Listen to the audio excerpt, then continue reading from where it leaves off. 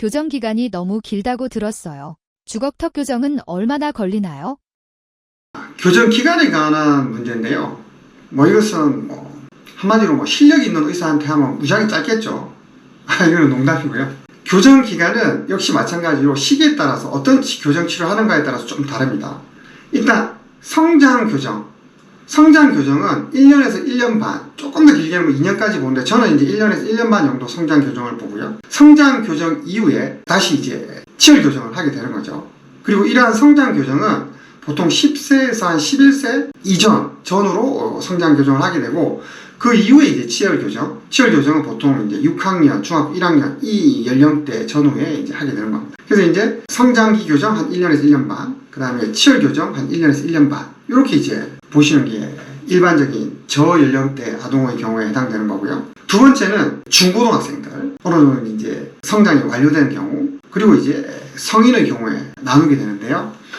아무래도 이제 중고등학생들의 교정 치료 기간이 좀 빠릅니다. 왜냐하면은 한참 이제 뼈가 이제 자라는 경우고, 물론 이제 성장이 끝난 경우도 있겠지만 여지가 있는 거죠. 이러한 성장을 이용을 해서 교정을 하게 되면 성인보다는 좀 더 빨리 교정을 할 수 있고요. 전체적인 교정 치료 기간은 한 1년 반에서 2년 정도 저는 봅니다. 그리고 이제 성인의 경우에는 굉장히 뼈가 이제 단단하기 때문에 치아도 일반적으로는 더디게 움직입니다. 그리고 마르페라고 하는 이제 악궁 확장 장치, 스크루를 동반한 이런 치료가 병행하게 되고, 치아 하나의 이동도 굉장히 더디기 때문에 저는 2년, 심지어 3년까지도 보고 있습니다. 그래서 1차 성장 교정이 끝난 치열 교정만 하는 아이들은 1년 반 전후면 끝나고요. 사춘기 이후에 중학교, 고등학교 이런 어떤 연령대 청소년기 시기에 교정을 하는 아이들은 보통 저는 이제 1년 반에서 이제 2년 정도, 성인의 경우에는 2, 3년 정도 이렇게 본다고 설명드릴 수 있겠죠. 저는 교정은 하고 싶은데 수술은 너무 무서워요. 꼭 양악수술해야 교정이 되나요? 수술이 너무 무서워요. 양악수술을 꼭 해야 합니다. 대부분의 교정과 의사들이 양악수술을 권하는 경우에는 부조화의 범주가 너무 컸을 때 양악수술을 권하게 됩니다. 그 이유는 뭐냐면, 생각을 해보시면 치아는 치조골이라는 울타리 안에서 움직이게 되거든요. 근데 부조화의 범주가 너무 크면 이 치아가 울타리를 벗어나서 움직여야 돼요. 그럼 이가 빠지는 그런 상황이 생길 수도 있는 거죠. 하면 안 되겠죠. 그렇기 때문에 수술을 권하는 겁니다. 대신 이제 심하지 않은 부조화, 그 판단의 기준은 사실은 의사들이 다 가지고 있습니다. 그래서 그 심하지 않는 부조화임에도 불구하고 양악수술을 권유받거나 아니면 양악수술을 해야 된다고 생각하시는 분들이 가끔 계신 것 같아요.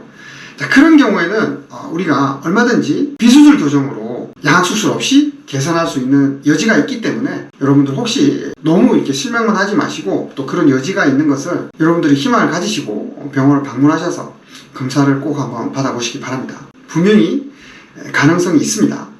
교정 끝나고 나서도 다시 턱이 튀어나오면 어떡해요? 재발도 있나요? 교정이 끝나고 턱이 나오면 어떡해요? 재발도 있나요? 이 이제 질문에 답을 하려고 하다 보니까 턱이 들어가게 교정했다는 얘기잖아요. 수술 안 하고. 굉장한 거래요. 제가 얘기했죠. 얼굴의 형태를 교정 치료로 바꿀 수 없습니다. 단 성장기 아동의 경우에는 성장 조절을 이용해서 턱 성장을 조절하기 때문에 얼굴의 형태를 어느 정도는 바꿀 수 있습니다. 자, 그럼에도 불구하고 환자들이 교정이 끝나고 나서 얼굴의 형태가 바뀌었어요 라고 얘기하는 사람이 있어요.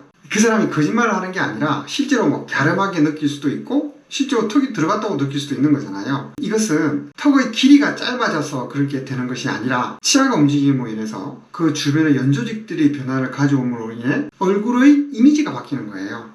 정확하게 얘기하면, 즉 착시인 거죠, 착시. 근데 이게 좋은 의미의 착시죠. 이게 속이거나 이런 표현이 아니라. 아무튼, 그리고 이제 재발도 궁금해 하셨는데요. 결국 이제 같은 의미입니다. 교정 치료를 하면 수술 교정도 마찬가지예요. 반드시 이런 재발의 문제가 있게 됩니다. 그래서 교정과 의사들이 교정이 끝나고 나면 유지장치 이 얘기를 굉장히 강조하는 거죠. 적어도 1년 반에서 2년 정도는 굉장히 엄격하게 유지장치를 착용하셔야 되는 거죠. 굉장히 귀찮은 일이죠. 유지장치를 잘 착용을 했을 때는 재발이 되거나 턱이 다시 나오는, 환자분이 그렇게 표현했기 때문에 턱이 다시 나오는 그런 염려가 줄어들 수 있어요. 그럼에도 불구하고 일정 부분은 재발합니다. 유지장치를 잘 착용했는데도 불구하고 재발이 되는 경우가 있어요. 이 경우는 교정치료가 좀 부족하게 끝났거나 여러 가지 이유가 있겠죠. 두 번째는 성장의 여지가 분명히 좀 남아있는 경우가 있어요. 성장을 좀 해서 그런 경우가 있는 거죠. 아니면 재발이 잘 될 수 있는, 우리가 확률적으로 재발이 잘 될 수 있는 골격적 부조화가 있는 경우, 이런 경우 재발이 또 잘 되고, 마지막으로는 이를 뺐을 경우 그 이를 뺀 자리가 다시 슬슬 벌어지는 경우가 있어요. 결국 원래 내가 가지고 있는 부조화의 범주로 돌아가려고 하는 그런 어떤 속성, 그런 어떤 내재적인 어떤 힘이 강하기 때문에 유지장치를 정말 잘 끼고 있다고 하더라도 약간의 어느 정도는 그런 재발이 생길 수 있는 여지가 있는 경우가 있다는 거죠. 모두가 다 그렇게 된다는 건 아닙니다. 그리고 수술 교정도 재발할 수 있습니다. 교정과 의사의 영원한 숙제인 것 같아요. 이 재발이라는 문제는. 그래서 어떤 부조화의 경우라 하더라도 수술 교정이든 비수술 교정이든 재발은 될 수 있고, 그 재발을 최소한으로 줄이려면 여러분들이 하셔야 될 거는 뭐다? 유지장치를 열심히 끼는 거죠. 아시겠죠? 그렇다고 한다면 재발의 가능성을 최대한으로 줄일 수 있습니다.